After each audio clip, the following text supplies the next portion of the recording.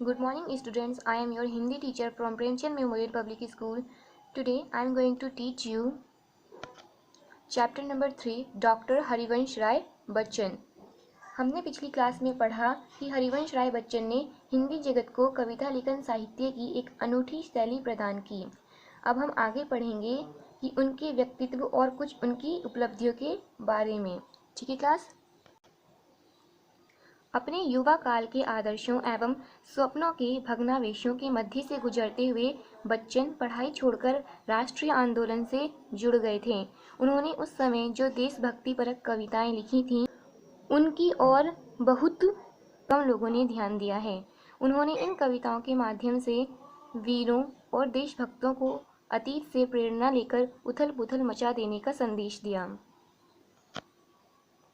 आंदोलनों से छुट्टी पाकर बच्चन को एक छोटे से विद्यालय में नौकरी करनी पड़ी।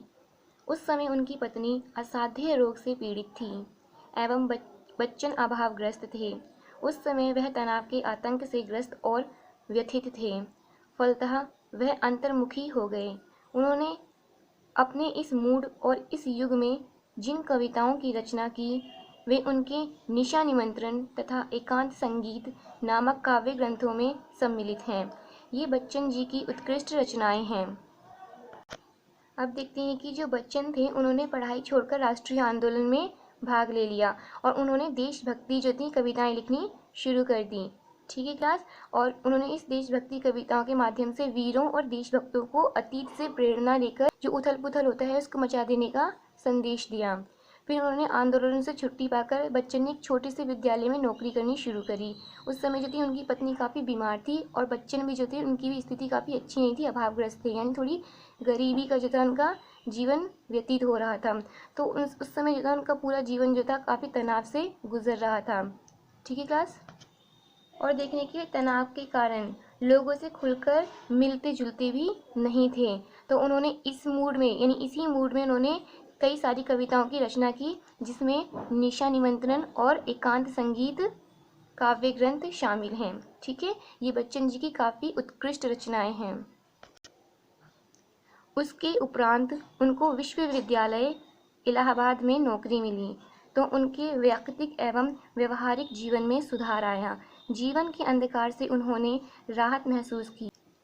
इस तरह फिर उन्हें अपने नए काव्य नीड़ का निर्माण फिर की रचना की प्रेरणा मिली। इस समय उनके अंदर बसे कवि ने मन को समझाते हुए लिखा, जो बसे हैं वे उजड़ते हैं, प्रकृति के जड़ नियम से, पर किसी उजड़े हुए को फिर बसाना कब मना है। यही वह युग था जब तेजी बच्चन से विवाह के बाद बच्चन ने सुख और संपन्नता के जीवन में प्रवेश किया। सन 1945 में उनकी सतरंगिनी तथा 1950 में मिलन यामिनी नामक काव्य कृतियाँ प्रकाशित हुईं। ये बच्चन की उल्लास भरे युग की सुंदर गीत उपलब्धियाँ हैं।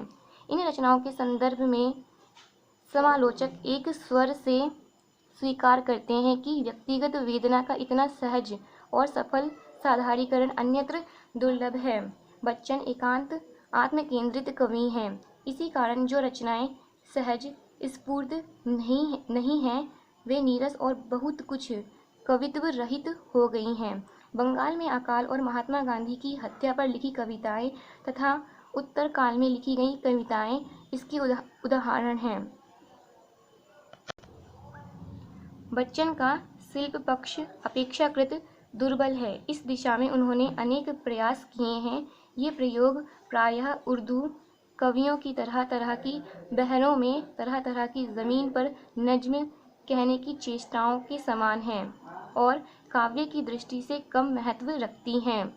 कविता के अतिरिक्त बच्चन जी ने कुछ समीक्षात्मक निबंध भी लिखे हैं। ये उनके गंभीर अध्ययन एवं सुलझे हुए विचारों को उजागर करते हैं। अब देखें कि जो बच्चन साहब थे, बच्चन को क्या हुआ, विश्वविद्यालय में नौकरी मिली, जिसके कारण उनका व्यक्तिगत और व्यवहारिक जीवन में काफ़ी सुधार आया। ठीक है? अब उनका जो जीवन था, उनका जीवन अंधकार से राहत, उनके जीवन को अंधकार से राहत मिली और फिर उसी समय उन्होंने नीड़ का निर्माण फिर की रचना की। ठीक है? और तेजी बच्चन से विवाह करने के बाद उनके जीवन में सुख और संपन्नता का प्रवेश हुआ और फिर उन्होंने 1945 में सतरंगिनी और 1950 में मिलन यामिनी काव्य कृतियाँ जो थी उनकी प्रकाशित हुई। ठीक है, ये बच्चन के उल्लास भरे युग की गीत उपलब्धियां हैं। ओके क्लास, अब देखने की जो बच्चन जी हैं उन्होंने कविता के अलावा भी कुछ समीक्षात्मक निबंध भी लिखे हैं। बच्चन जी ने शेक्सपियर के नाटक मैकबेथ का अनुवाद तथा भगवद गीता को लक्ष्य करके दोहा चौपाइयों में जनगीता की रचना की। काव्य की दृष्टि से ये किस कोटि की रचनाएं हैं, इसका निर्णय तो स्वयं पाठकों पर ही निर्भर है। बच्चन ने कहानी लेखन की ओर भी विशेष रुचि दिखाई। बच्चन जी ने अनुभूति से प्रेरणा प्राप्त की थी। व्यक्तिगत अनुभूति को ही काव्यात्मक अनुभूति देना उन्होंने अपना ध्येय बनाया और इसमें वे पूर्ण सफल हुए। हिंदी कवि सम्मेलन की परंपरा को सुदृढ़ एवं जनप्रिय बनाने में बच्चन जी का योगदान असाधारण है। इस माध्यम से वे अपने पाठकों एवं श्रोताओं के विशेष निकट पहुंच सके थे। बच्चन की अन्य महत्वपूर्ण रचनाएं हैं विकल विश्वपट, हलाहल, प्रणय पत्रिका, मिलन यामिनी, नाथघर, आरती और अंगारे।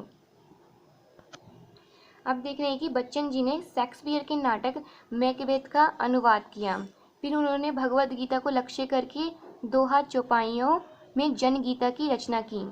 ठीक है क्लास, और बच्चन ने कहानी लेखन की ओर भी विशेष रुचि दिखाई, यानी उन्होंने कविता साहित्य में भी रुचि दिखाई, कहानी लेखन में भी रुचि दिखाई और निबंध में भी रुचि उन्होंने दिखाई है।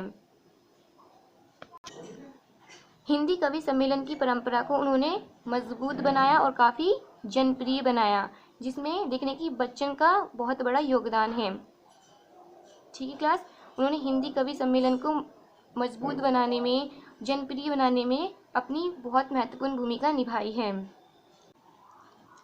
Class, I hope you understood it very well, and if you have any query regarding it, so you can ask me. Thank you.